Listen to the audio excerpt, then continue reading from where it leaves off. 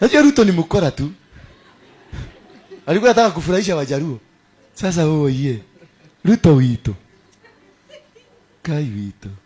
Sasa kasoko, nikaogo, nikaogo. Umeona kama Raila hage nini? Hage haribu ile nini ya agency. Agency maandamano ya agency. Mungu akimhurumia huko akipata. Maana alikuwa outside the territory ya Kenya. Mungu akimhurumia. Lakini alienda akauza blood. Akauza blood ya watoto wale walipigwa marisasi hapa. Akausia Ruto. Akatengeneza broad based government. Ndio aharibu mpango wa watoto Mungu alikuwa amewainua. Na akawaambia go liberate your country. Raila akakimbia kwa Ruto akamwambia nitakusaidia kutuliza watoto hawa. Leta serikali ya mkate nusu. Akaingia ndani. Naye Mungu akamwambia umevujia watoto wangu na mimi nitakuweka aibu, dunia mzima itakuchukulia hivi. Bishop Waringa again is laughing at William Ruto and Uhuru Kenyatta and Raila Amolo Odinga, sorry. He's trying to portray the fact that these people were riding on the Gen Z blood. It is true. Right now, if there are people who rejoice, are the bishops who stood with the Gen Zs.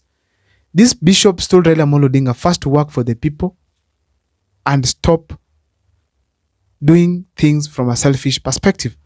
Go first and serve the people of Kenya through proper nominations if you have to, or maybe at least ensure William Ruto has stopped some one or two things because he's your brother. But Raila Amolo Odinga stopped listening to everyone locally and concentrated on William Ruto and his seat for the AU.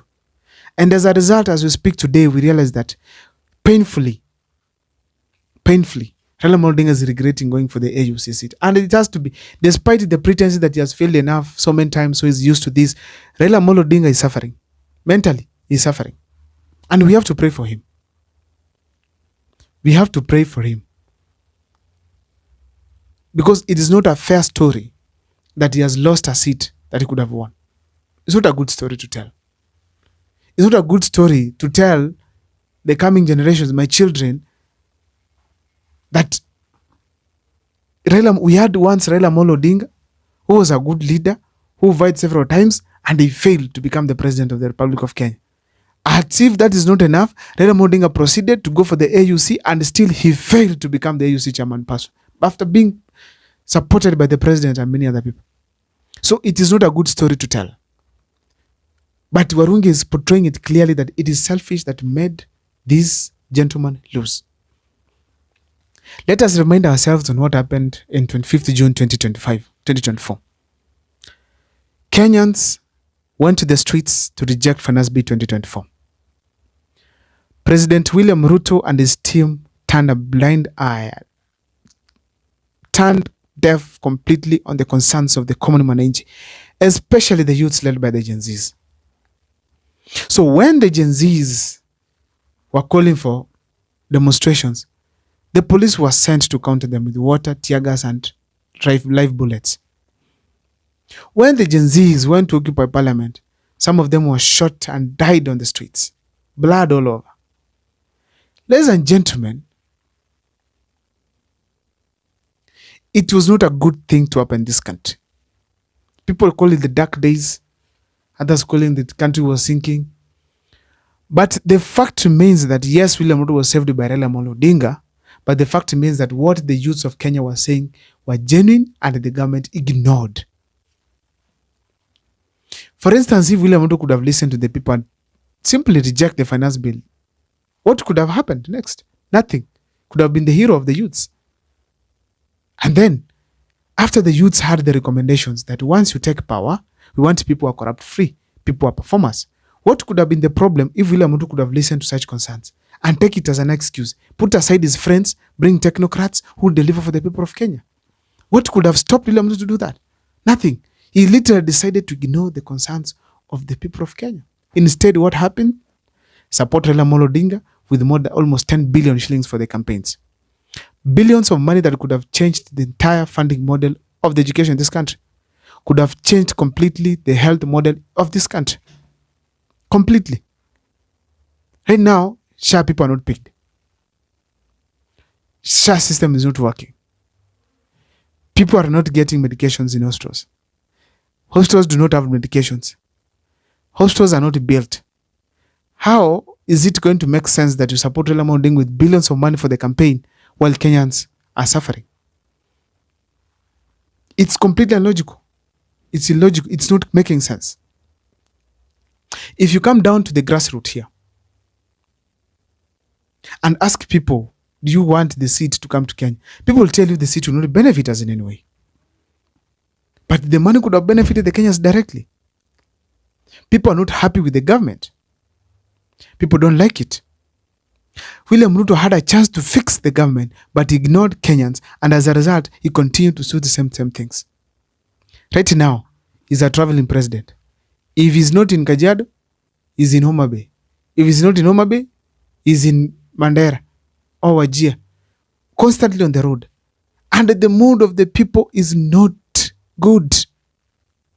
They have to mobilize with huge amounts of money.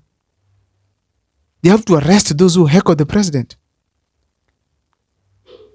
They have to do so many things to get the crowds. They have to abduct those who speak against the government online for them to survive. Meaning the ground is not good. William Ruto and is doing the same thing, ignoring, instead of sitting down and asking himself, what should we do? Youths ask for technocrats in power. William Ruto went and brought politicians like Abogo, Opiyo Wandayi, who are not technocrats. Youths were asking for a reduction of the taxation, removing the housing levy. But now, houses that are not there for the people, or even if they are there, they're expensive, are being awarded, tenders are being awarded to individual friends. And as a result, we are having tenders going to friends benefiting with the money, becoming rich on the basis of the taxpayer's pay slip that is being mutilated. One thing I concur with Rigathi Gachagua is the fact that the first government that comes next rescue the pay slip, because the border people are not getting money, because the pay slips of people have been mutilated. People are now moving to live close to schools where they are teaching because they cannot manage school fare. People are now, as we speak today, decided to go and do other things that are not good in order to survive because their salaries have been completely cut by taxes and the loans that they have borrowed. So the country is crying entirely that William Ruto is not leading the country well, but they are ignoring Raila Amolo Odinga. And this is what Pastor is saying, our bishop, that if they're not careful, it will be worse now. Abado, this is just the beginning. They have warned them now.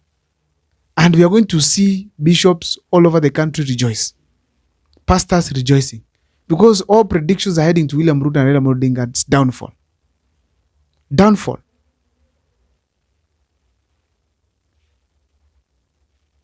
So in a nutshell, as we speak today, William Ruto must listen to the people of Kenya. If he does not do so, it is going to be tough on him, because not just the working class, not just the Mama Mboga, not just his cabinet secretaries, not just other people in this country, but even the boda guys that he lied to, as we speak today, they are against him. Everyone is saying leadership is not heading to the right direction. I don't know, guys, what's your take as far as William Ruto is concerned, but please make sure that you subscribe, like, and comment, because that is the best support you can let's give this channel. My name is Abel Mukwa. See you next time for more videos.